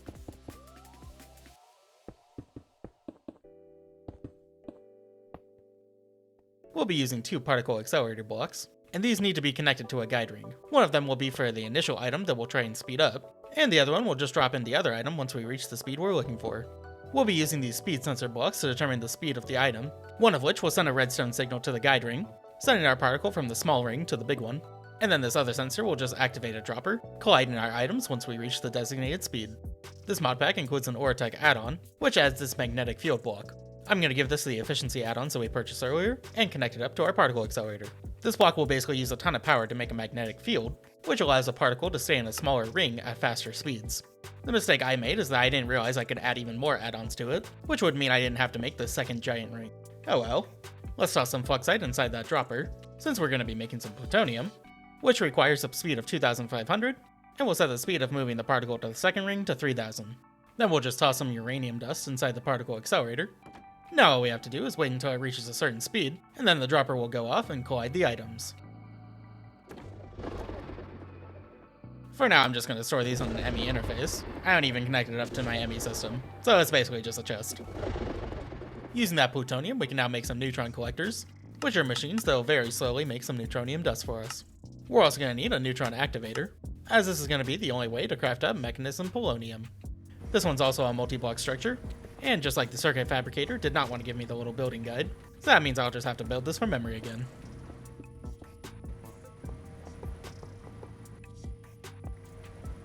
The neutron activator requires neutronium dust to be able to run, so I'm going to set up a bunch of neutron collectors, as we're also going to need a bunch of neutronium ingots. We're going to take accelerate these like crazy, since they run very slow and we're going to need tons of dust.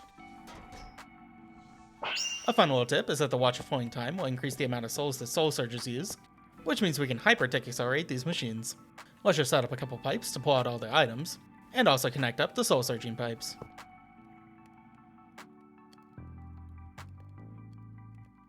Now we can add some neutronium dust into that activator, and double check that I made it correctly. Looks like I didn't make it correctly, but it was an easy fix by just swapping the two middle blocks with each other.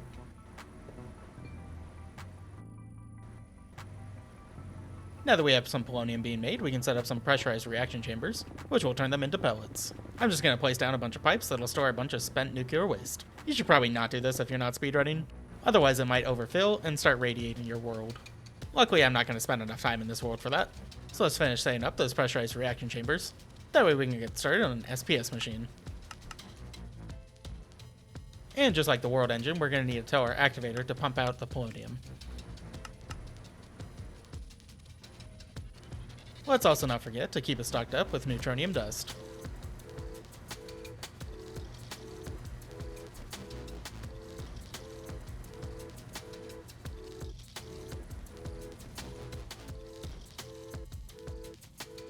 And at this point, we should have enough pellets to make an SPS machine.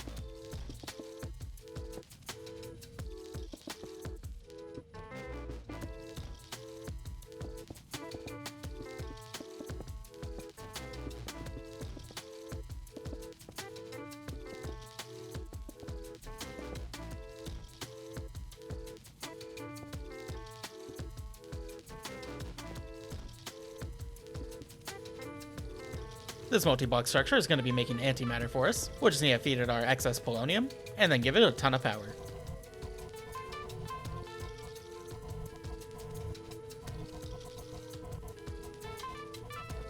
The final step is to set up a chemical crystallizer, which we'll be using to make antimatter pellets. For this mod pack, we're only going to need 2. Moving on from big machines, we're going to start getting into some enchanting. First up, we're going to need to make some regeneration potions, which we'll then use to craft up some hell shelves. In order to enchant these hell shelves, we're going to need a bunch of Eterna, which we can get from draconian blocks, as well as some attuned crystals from occultism. The wither skulls will give us some extra quanta. Before I continue on enchanting, I'm going to need a lot of XP, which I found the easiest way to do this is to just smelt a bunch of stone inside the rainbow furnace. We have infinite cobblestone from our infinity cobblestone cell, so all we have to do is just keep it supplied with cobblestone, and then we'll just trash all the output. Then whenever we need XP, we'll just turn it off and grab an item. For now we have enough XP to at least get to deep shelves, so let's go ahead and enchant those hell shelves, and then we'll craft them into their upgraded forms.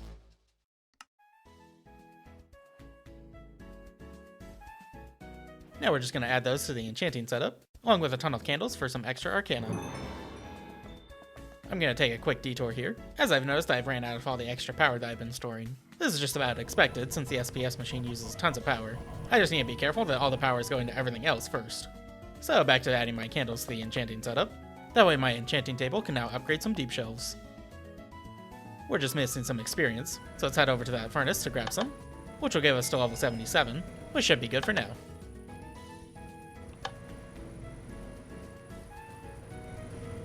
Now we can finally enchant those hell shelves.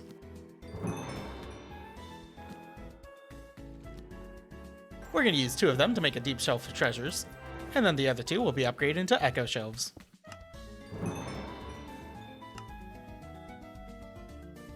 And at this point we'll also want to remove the skulls. This should be the entire setup for making infused dragon's breath. We'll just need to be level 80.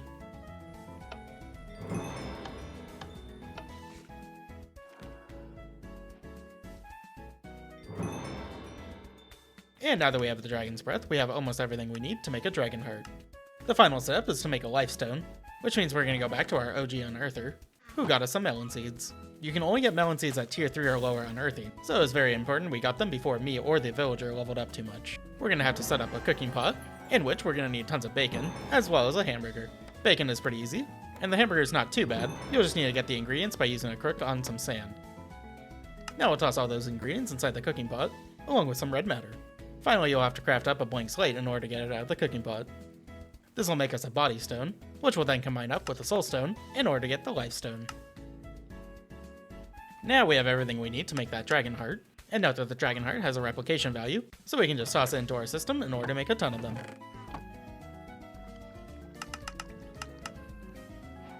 With that dragon heart crafted up, we can now get into Draconic Crafting.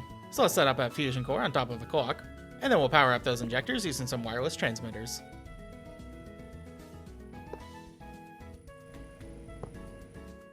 There's not too many recipes to craft, so I set up my crafting pattern to ignore the center item, and I'll just manually place it in myself. Setting up the automation for this is definitely not worth the time. We're going to replace our tier 1 injectors with some tier 2 injectors. That way we can start making some awakened Draconium.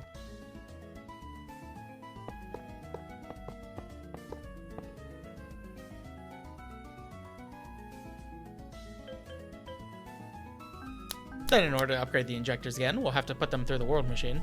You'll want to keep the injectors outside of the pattern, since AE2 is not happy about the ones that you pick up. Now that we have some awakened Draconium, we can make those tier 9 seeds, which are the final tier seeds.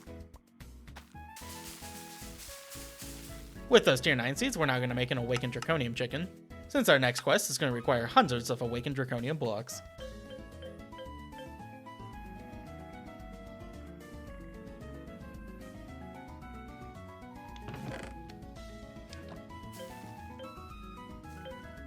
And when I said that these chickens make resources pretty fast, I was not kidding.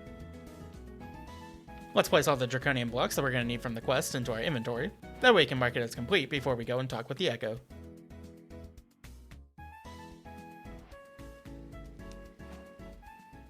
At this point in the run, I start noticing that my Chaos Crystal generation is not quite up to par. So let's go ahead and fix that. Simply adding a watch of flowing time should do the trick. Let's just make sure it covers all the machines. We're getting pretty close to the end of the pack now. I'm going to prep a bunch of Duradium since it's very slow to make. And then we're going to head back to the Particle Accelerator, where we're going to set the sensor to 8,000, which is the value required to make a heavy core.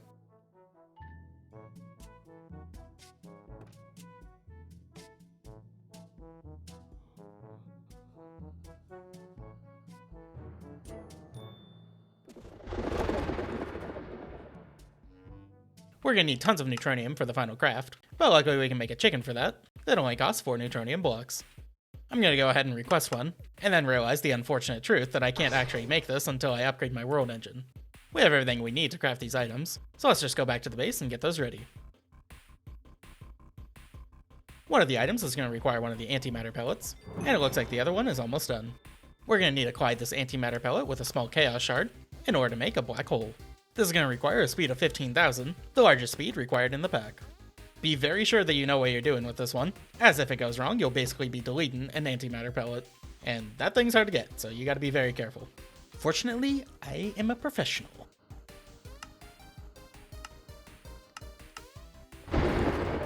You thought I was gonna mess that up, didn't you?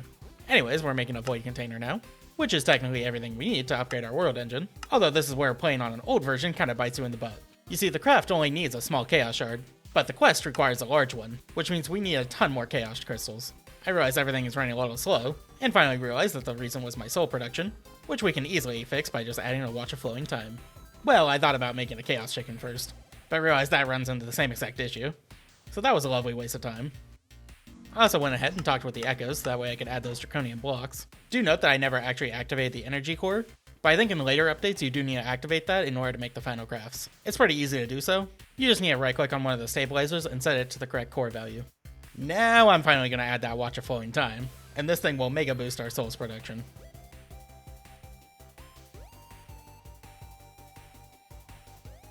This also means that our Chaos Chicken should be producing tons more shards. I guess I could have enabled cheats to just complete this quest, since it is a bug that got fixed. It's just annoying because you have to open the LAN, which means my timer wouldn't stop whenever I pause, and restarting the game takes like 5 minutes, so it was just annoyance.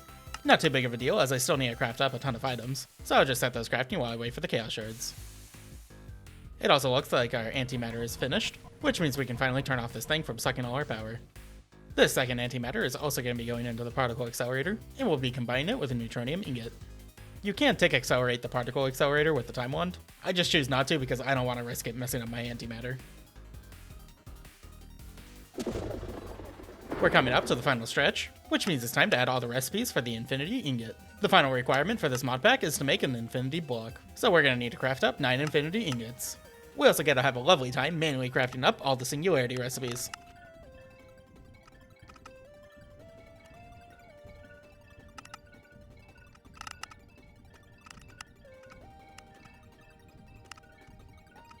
Checking up on the chaos shards, we're getting very close to the final tier, which by the way is 81 times the normal requirement. So let's check up on the last things we need for the infinity ingots. Looks like we're just missing the neutronium dust, along with tons of precious matter. It also says we're missing our stable antimatter, and that's just because I left it inside the interface. We have plenty of red matter to break down. Our only limiter here is that we don't have enough matter tanks. I saw someone recently made an add-on to this mod that has larger tank sizes, so here's to hoping that the devs add that in the future. There is an overflow tank in the game, but that just deletes excess stuff, and I've also noticed I ended up being really laggy sometimes, so I just stick with these. It's just a little funny at how many we end up using. It looks like now we can finally make a full chaos shard, meaning we can finish up our quest lines.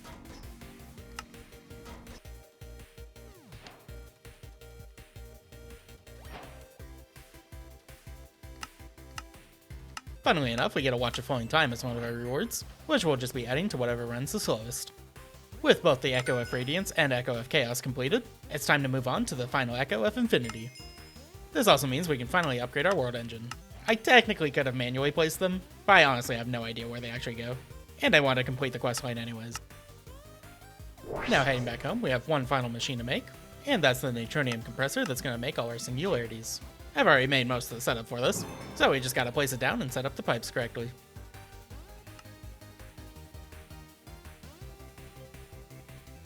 Now that it's going, it's gonna finally craft up an infinity singularity, which I'm just gonna grab for the quest and then toss back in.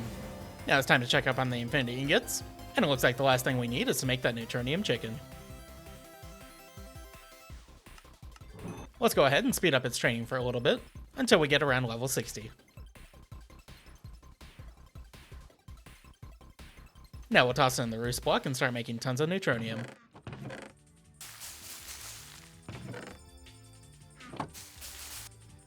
Now just check up on the recipe, and after refreshing it, looks like we can finally start crafting all those ingots. Now just keep an eye on everything and see what's slowing down the most. By the looks of it, the Neutronium ingots seem to be the slowest, so I'm honestly just going to cancel the craft real quick and just make a bunch myself. And after about 20 seconds of crafting, let's go ahead and get that recipe going again.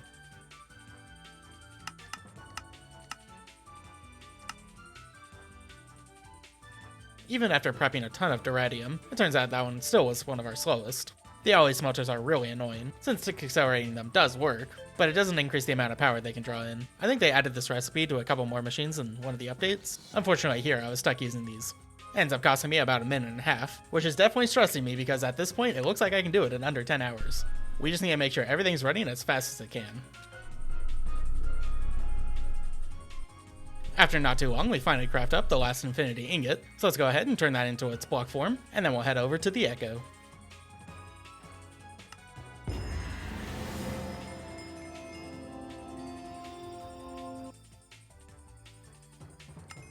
So at this point in the run, I do need to turn on cheat mode, since there's a major bug in this version where it requires 2 infinity blocks instead of 1, specifically for placing them. Again, I probably could have manually placed these, but I always forget where to place them. It's kind of funny because I read in the patch notes for the version that I'm playing on that they fixed it, but I guess it just didn't go through in this one patch. Anyways, I'm just going to yoink one from the creative inventory, and then we'll go ahead and place it into our world engine. And as you can see from the animation, it clearly only uses 1 block. I'd also like to note in the more recent updates they added Ascension quests, but I definitely wouldn't consider these part of a speedrun, as it even specifically says that you complete the pack after making this infinity block. The Ascension quests are more for creative items.